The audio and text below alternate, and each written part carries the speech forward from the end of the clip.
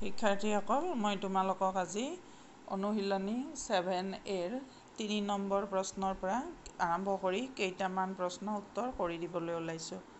3 number প্ৰশ্নটোৰ একটো আছিল যদি A:B = 4:7 আৰু B:C = 3:2 তেন্তে A:C উলিওৱা। আমাক দিয়া আছিল A:B = 4:7 গতিকে আমি পাইছোঁ A/B = 4/7 এইটোত 1 নম্বৰ দিছোঁ। এতিয়া 1 নম্বৰ মানে আচলতে এইটো এটা সমীকৰণ হয়, গতিকে তাত নম্বৰ দিলে হয়তো এনেকৈ গোল কৰি দিব লাগিব, নহ'লে বন্ধনী দি লিখিব লাগিব, অকল 1 নম্বৰটো দি থ'লে নহ'ব। তাৰপিছত আৰু B:C = 3:2 দিয়া আছিল, আমি লিখিছোঁ তাৰ পৰা B/C = 3/2 এইটো 2 নম্বৰ দিছোঁ। তাৰপিছত 1 × 2 কৰিছোঁ, মানে 1 নম্বৰ সমীকৰণ আৰু 2 নম্বৰ সমীকৰণ পূৰণ কৰিছোঁ। কৰিলে আমি পাইছোঁ বাওঁফালখিনি বাওঁফালৰ লগত পূৰণ কৰিছোঁ A/B × B/C = 4/7 × 3/2। এতিয়া B কাটি যোৱা বুলি ধৰি ল'ব পাৰা, কিন্তু কাটি দিব নোৱাৰা, গতিকে A/C থাকিব, B আৰু B কাটি গ'লে, আৰু ইয়াত থাকিব আমাৰ 6/7, গতিকে A:C = 6:7 হ'ব।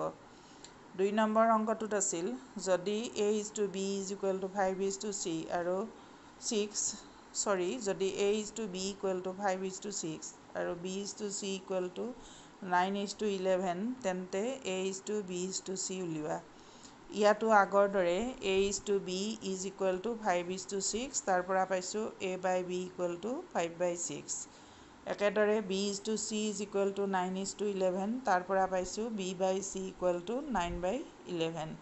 এতিয়া দুয়োটাতে থকা ৰাশি কোনটো? B দুয়োটাতে আছে, গতিকে কি কৰিম আমি Bৰ অনুৰূপ সংখ্যা, প্ৰথমটোত আছে 6 আৰু দ্বিতীয়টোত আছে Bৰ অনুৰূপ সংখ্যা 9, গতিকে 6 আৰু 9ৰ লসাগু লৈছোঁ, ল'লে লসাগুটো 18 হৈছে। গতিকে আমি এতিয়া Bৰ অনুৰূপ সংখ্যাটো 18 কৰিব লাগিব দুয়োটাতে, গতিকে প্ৰথমটোত আছিল Bৰ অনুৰূপ সংখ্যা 6, সেইটোক 3ৰে মাল্টিপ্লাই কৰিছোঁ। এতিয়া হৰটোক কৰিলে লবটোকো কৰিব লাগিব, গতিকে 5কো 3ৰে মাল্টিপ্লাই কৰিছোঁ। কৰিলে আমি পাইছোঁ A/B = 15/18, therefore A:B = 15:18।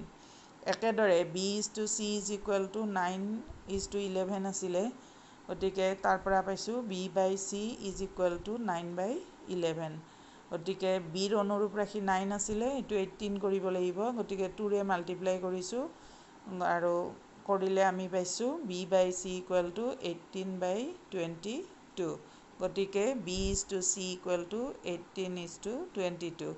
এতিয়া আমি দেখিছোঁ ওপৰৰটোত Bৰ অনুৰূপ ৰাশি 18, কাৰণ Bটো পিছত আছিল, আৰু তলৰটোত Bৰ অনুৰূপ ৰাশি 18 একেই হ'ল, গতিকে আমি A:B:C লিখিব পাৰিম 15:18:22।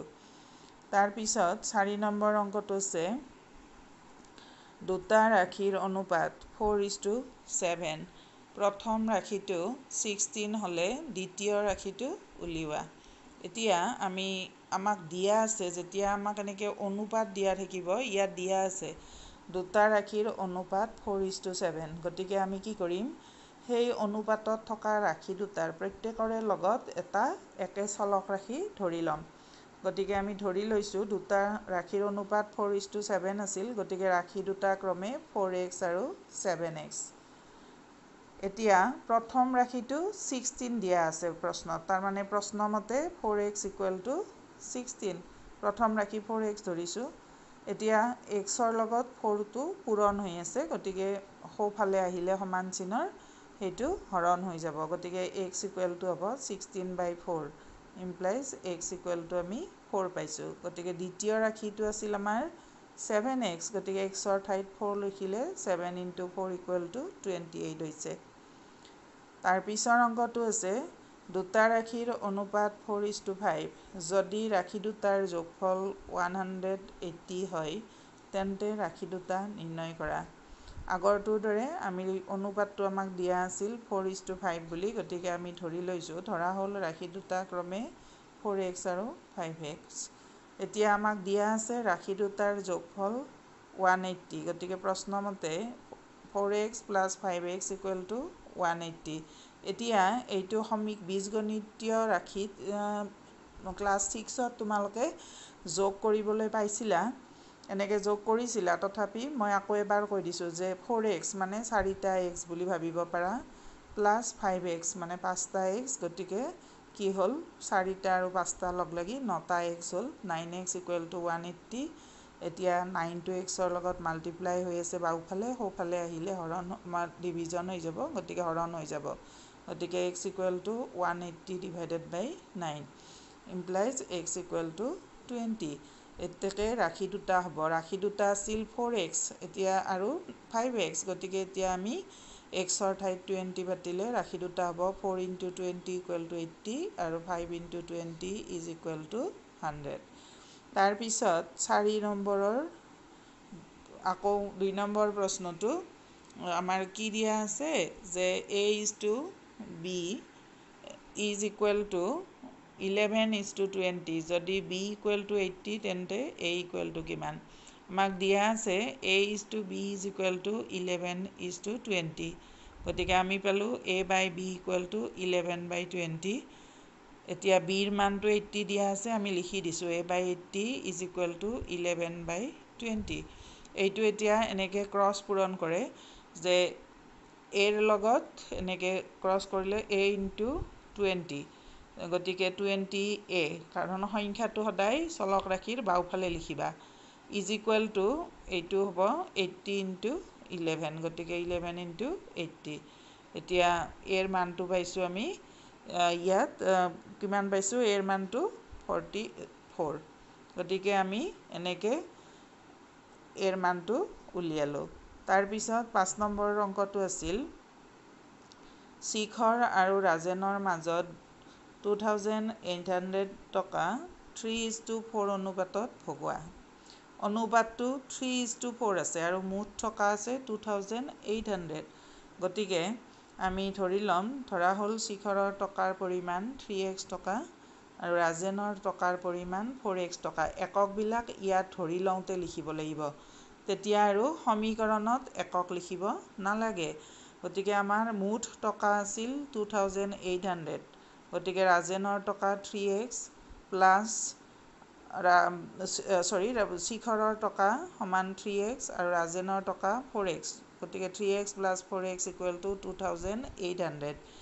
গতিকে আমি ধৰি লওঁতে এককটো লিখিছিলোঁ, গতিকে এইফালেও আচলতে এককটো কিয় নোহোৱা হৈ গ'ল যে এইফালে বাওঁফালেও আছিল টকা 3x টকা প্লাছ 4x টকা, গতিকে আমি টকাটো বাওঁফালে লিখিলে বাওঁফালে টকা থাকে আৰু সোঁফালে 2800 টকা, গতিকে দুয়োফালৰ টকাটো কাটি যোৱা বুলি ভাবিব পাৰা। গতিকে কিমান হ'ল 7x = 2800, গতিকে তাৰ পৰা xৰ মান পালোঁ 400।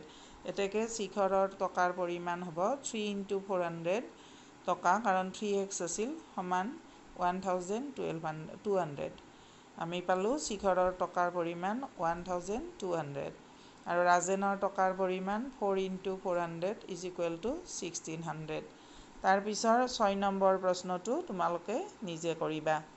তাৰপিছত 7 নম্বৰ প্ৰশ্নটো আছিল আমাৰ সীমা, ৰীতা আৰু জয়াৰ মাজত 2300 rupees 2:3:5 অনুপাতত ভগোৱা।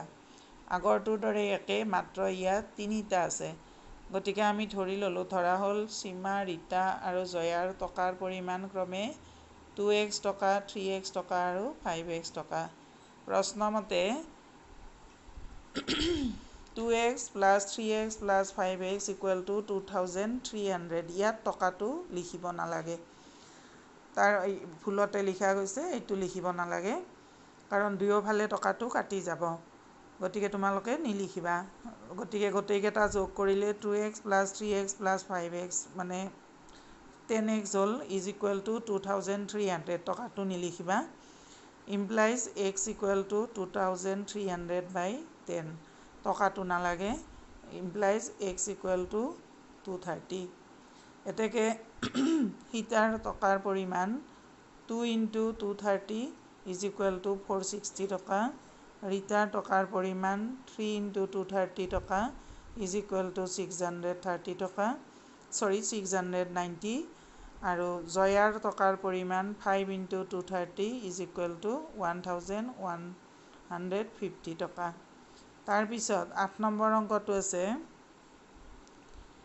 এখন গাঁৱৰ পুৰুষ আৰু মহিলাৰ সংখ্যাৰ অনুপাত 8:9 যদি পুৰুষৰ সংখ্যা 1360 গৰাকী তেন্তে মহিলাৰ সংখ্যা কিমান গাঁওখনৰ মুঠ জনসংখ্যা কিমান এতিয়া আমি লিখিছো ধৰা হ'ল পুৰুষৰ সংখ্যা সমান 8x গৰাকী